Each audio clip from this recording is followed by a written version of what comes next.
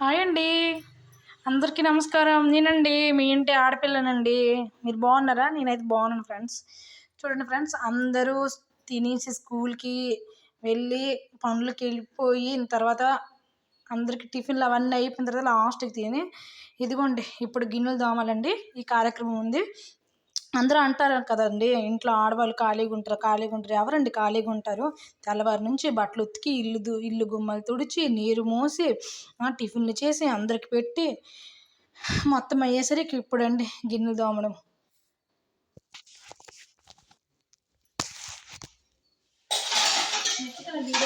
Subscribe చేయండి.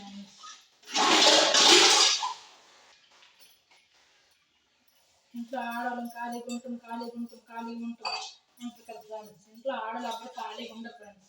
అసలు ఆడపిల్లలు ఒక్కరోజు మీరు ఉండి పనులన్నీ చేయండి ఫ్రెండ్స్.